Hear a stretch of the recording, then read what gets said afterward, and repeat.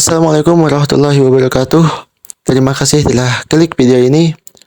Kali ini Ana mau menceritain satu cerita, yaitu tentang seseorang yang hari-harinya selalu bermaksiat kepada Allah Subhanahu wa taala, akan tetapi pada akhirnya dia meninggal dalam keadaan husnul khatimah dan digolongkan di dalam golongan aulia sholihin. Kok bisa? Langsung saja kita masuki ceritanya. Jadi ada seorang laki-laki yang tiap harinya pasti melakukan perbuatan maksiat. Dari judinya, mabuknya, zinanya, semua jenis kemaksiatan sudah pernah dia lakukan. Sampai-sampai orang ini dicap orang-orang sekitar sebagai orang yang tidak baik, sebagai orang yang dibenci karena perbuatan maksiatnya. Maka pada suatu ketika orang ini datang masa ajalnya, dia pun meninggal dunia. Ketika dia meninggal dunia, tidak ada satupun dari orang-orang sekitar, tidak ada satupun dari orang-orang kampung yang mau mengurus jenazahnya.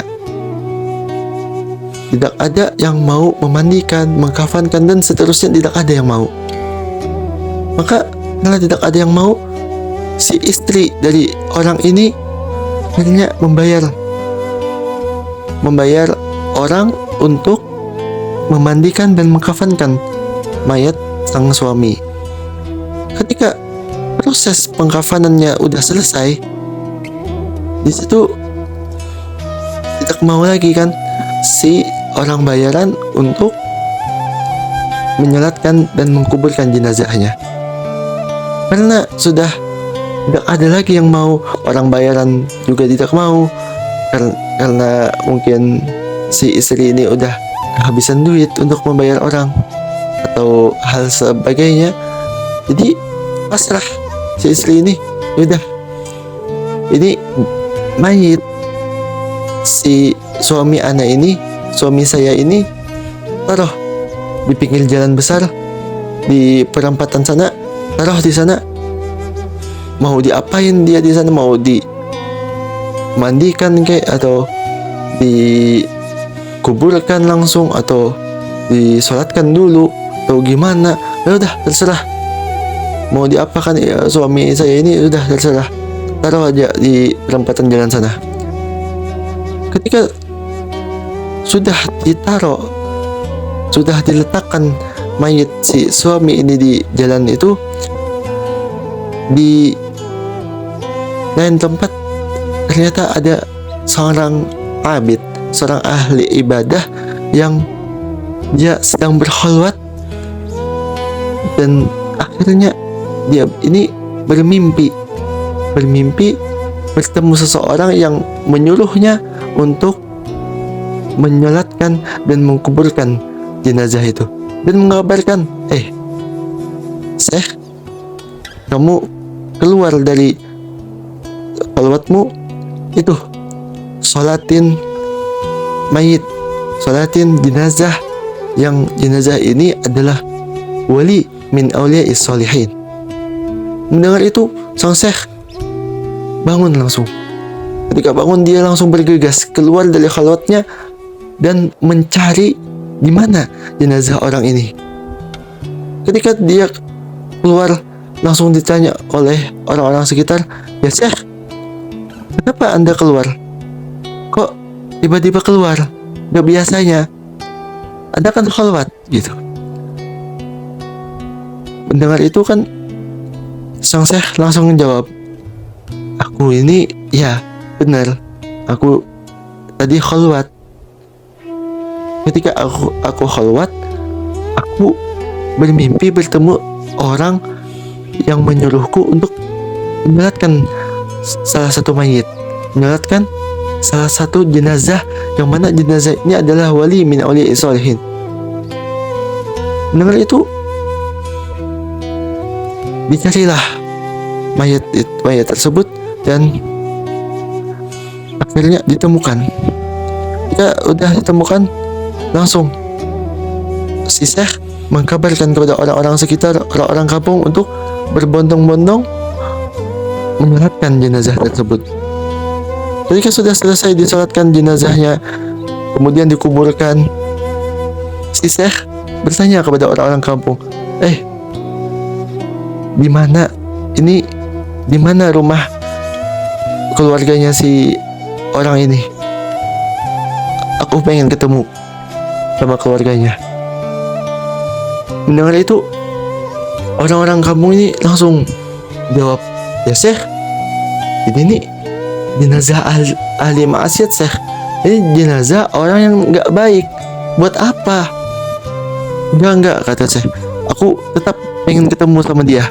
Aku tetap pengen ketemu sama keluarganya.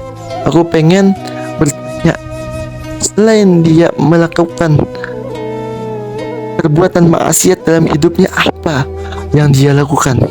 Sampai-sampai Allah menyuruhku perantara orang yang ada di mimpiku untuk menyolatkannya dan menguburkannya, dan mengatakan ini adalah mayit wali min auliya sholihin. Apa yang dia lakukan sehingga dia bisa seperti itu? Ya udah Syekh, kata orang-orang kampung.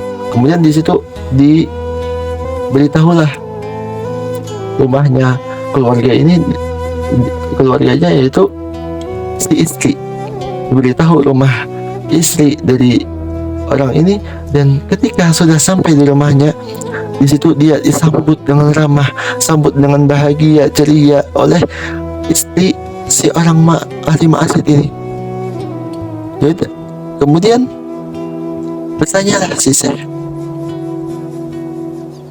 ya wahai istri Fulan, aku pengen tahu, selain di suami Anda bermaksiat kepada Allah Subhanahu wa Ta'ala, apa yang dia lakukan selama hidupnya?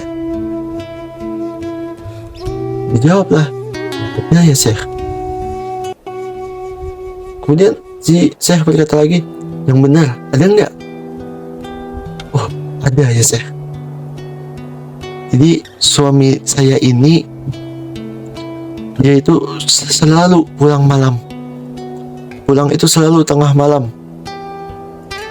Pulang membawa botol bir, dan pulang itu pasti dalam keadaan sempoyongan, pasti dalam keadaan mabuknya dia pulang. Tapi ketika sepertiga malam, jam 3 malam dia bangun ya Syekh. Dia bangun di situ, dia ambil wudhu, kemudian dia sholat taubat. Bertobat di situ, dia menangisi semua perbuatannya. Semua perbuatannya dia tangisi. Paginya dia kembali bermaksiat kepada Allah Subhanahu wa Ta'ala. Tapi tiap malam dia tobat ya Syekh. Paginya entah sengaja atau tidak, dia mengerjakan maksiat lagi ya Syekh. Kemudian lagi satu Syekh, suami saya ini dia suka nyantuni anak yatim Syekh. Bahkan ada satu anak yatim yang dirawat oleh suami saya ini, yang mana suami saya ini tidak mau beli baju sebelum si anak yatim ini dibeliin terlebih dahulu. Dan apapun yang diinginkan oleh suami saya pasti dikasih dulu kepada anak yatim itu. Itu aja ya Syekh. Di situ mendengar itu, si Syekh takjub. Doakanlah si Syekh kepada orang yang dulunya ahli maksiat ini kemudian menjadi wali min auliya sholihin ini, dengan kebaikan-kebaikan, dengan doa-doa yang bagus. Maka pelajaran yang dapat kita ambil dari kisah ini adalah teruslah bertaubat walaupun kamu mengulangi 1000 kali dalam sehari. Teruslah kamu bertobat, karena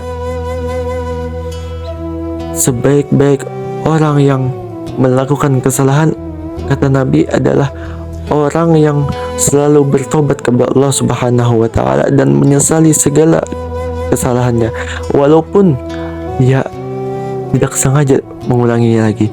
Terus menerus dia mengulangi lagi, tapi disitulah Allah melihat kegigihan Anda untuk bertobat. Kemudian Allah itu Maha Penyayang, Maha Pengasih, dan siapapun orangnya pasti dikasihi dan disayangi oleh Allah Subhanahu wa taala. Dan sejauh-jauhnya kita dari Allah Subhanahu wa taala, Allah tetap akan bersama kita. Allah menunggu taubat kita.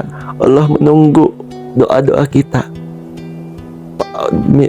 permintaan ampun dari kita. Allah menunggu segala sesuatu dari semua itu.